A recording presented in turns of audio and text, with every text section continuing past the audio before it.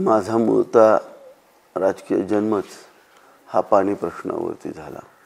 लहानपणापासून दुष्काळाचे चटके आम्ही या ठिकाणी सोसलेले आहेत. शेतामधली पिकं पाण्याविना ज्या ज्या वेळेला काढली त्यावेळेला रडताना मी माझ्या आईवडिलांना मी पाहिलेलं आहे.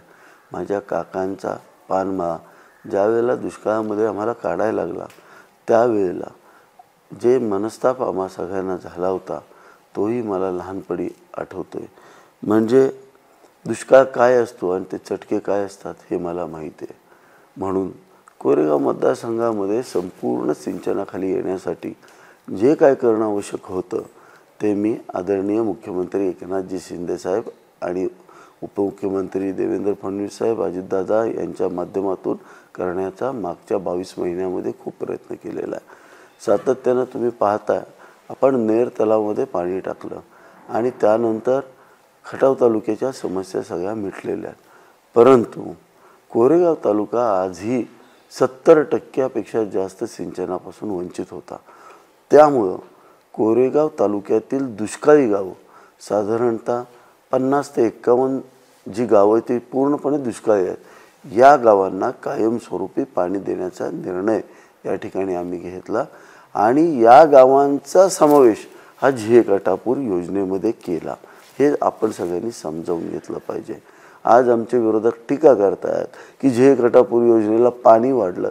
अरे पण हे पाणी वाढलं ते वाढणारच ना, कारण झेकटापूरचंच पाणी रामूसवाडीपासून ते भाडऱ्यापर्यंतची सगळी गावं शिलटी, खिरखिंडी, आपशिंगे, वाघजाईवाडी, एकंबे, या बाजूला बघितलं तर तुम्ही भंडारमाची, बोदेवाडी, रुई, आजादपूर, बोरजाईवाडी, होलेवाडी, शेंदूरजणे, दोन्ही किनीही, आंबवडे, समत, कोरेगाव, तिकडे भाडरे, सगळी नागेवाडी, हसेवाडी, चिलेवाडी, ही सगळी जी गावं आहेत, जांब, या सगळ्या गावांना या योजनेचं पाणी मिळणार आहे.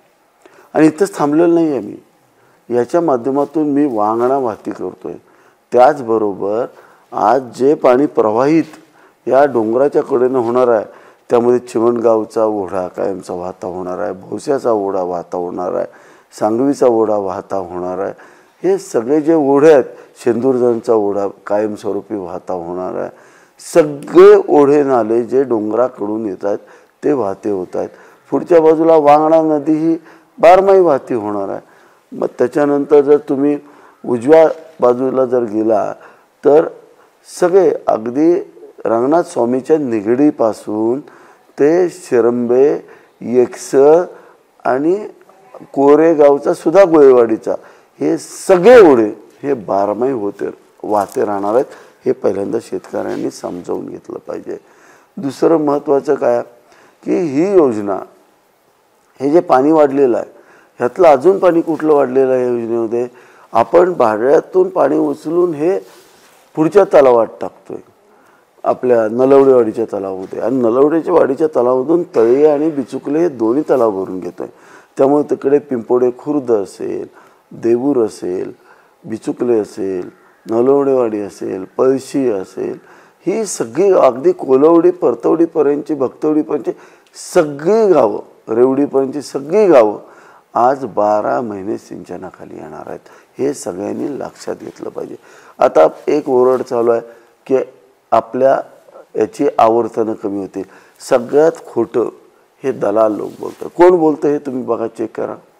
ज्या लोकांनी इतके वर्ष आपल्या मतदारसंघाचं पाणी इतर जिल्ह्यांना दिले तेच लोक आज सुपाऱ्या घेऊन प्रत्येक गावागावातून फिरत आहेत. माझी शेतकरी बांधवांना विनंती आहे.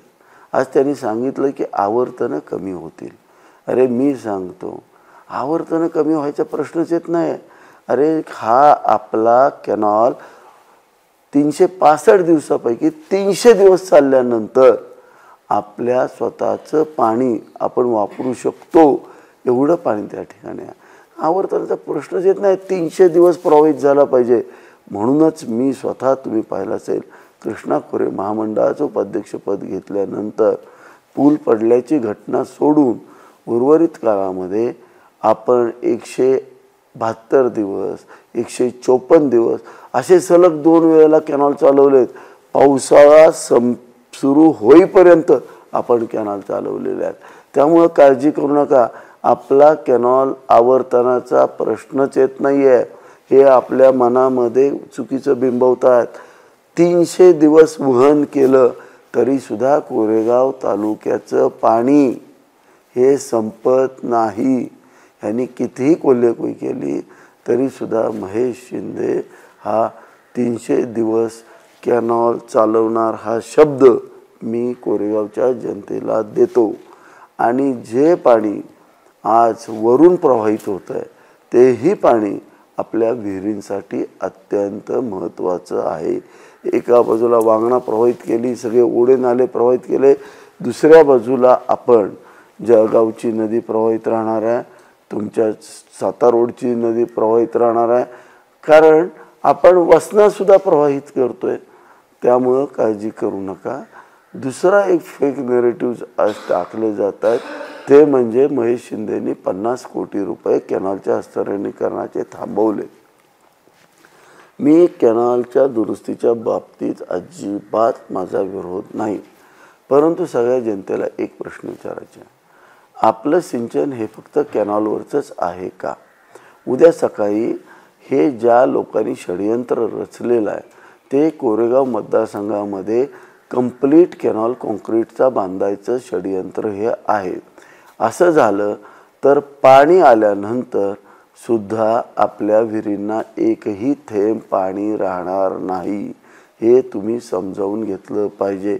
आज कॅनॉलला पर्क्युलेशन असल्यामुळंच आज कॅनॉल खालच्या विहिरी चालत आहेत आणि कॅनॉलला आपल्याला सपोर्टिव्ह ह्या विहिरी पडत आहेत, हे सगळ्यांनी लक्षात घेतलं पाहिजे.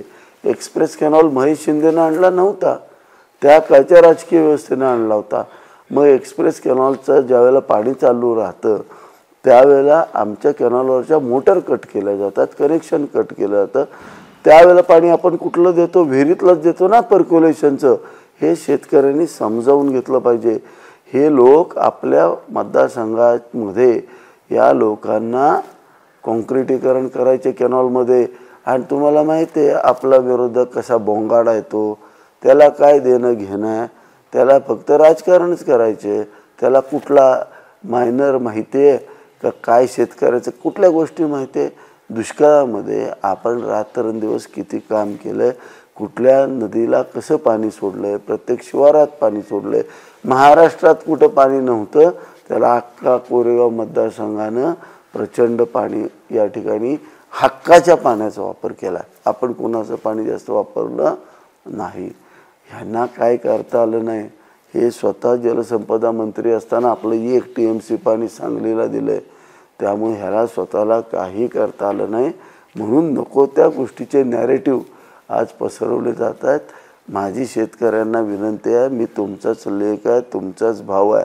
कोरोनामध्ये जसं काम केलं आहे तसंच काम सिंचनाच्या बाबतीत करणार.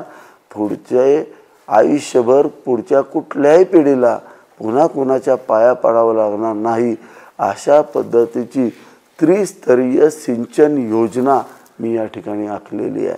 त्यामध्ये पहिलं कॅनॉलचं पाणी 300 दिवस वाहतं ठेवणार. दुसरी योजना, आपण डोंगराच्या कडेनं जे पाणी नदीतून जे फिरवतोय तर डोंगराच्या कडेला फार मोठे आपण तलाव बांधतोय. पावसाळ्यात वाहून जाणारं सगळं पाणी आपण डोंगराच्या बाजूनं भरतोय की जेणेकरून सगळे ओढे नाले बारमाही वाहतील. हे 2. आणि तिसरं 15 एकराला आपण टी काढतोय, म्हणजे त्या टीला पाणी 15 दिवस येणारच आहे. तो 15 एकराला एक टी असेल. दुसरं ओढ्या नाल्याच्या मात्र विहिरीतून करतोय आणि तिसरं कॅनॉलद्वारे करतोय. अशी त्रिस्तरीय आपण या ठिकाणी आपली सिंचनाची योजना ही कोरेगाव मतदारसंघामध्ये आणतोय. आणि तुमचा विश्वास माझ्यावरती आहे, मला माहिती आहे. ह्याला काही कळत नाही. ह्याला फक्त ते जे कन्सल्टंट आहेत, जे दिल्लीतनं आलेत, काम न करता कसं निवडून येता येईल तेवढंच ही सांगतात, बाकी काही नाही. हे आता सांगतंय आपल्याला कोरोनामध्ये की ह्यानं 30,000 लोकांना बरं केलं, असलं व्हिडिओ टाकते. माणसं काही शानी म्हणतील का येडा म्हणतील ह्याला. त्यामुळं तुम्ही लक्ष देऊ नका. माझी विनंती आहे, आपण आपलं नीटनेटकं चाललेलं आहे. माझा शब्द आहे, तुमच्या पोरांना तुमच्या पिढीचं उज्ज्वल भविष्य करून देणं हे पुढच्या 5 वर्षात हे माझं कर्तव्य आहे. त्यामुळं तुम्ही सगळ्यांनी निवांत राहा. ह्यांना बोलायचे ते बोलू द्या. 20 तारखेनंतर ह्यांचे भोंगे कायमचे बंद होतील हा शब्द मी तुम्हाला देतो. थांबतो. रामकृष्ण हरी. खींच के ताण धनुष्यबाण, खींच के ताण धनुष्यबाण, खींच के ताण धनुष्यबाण.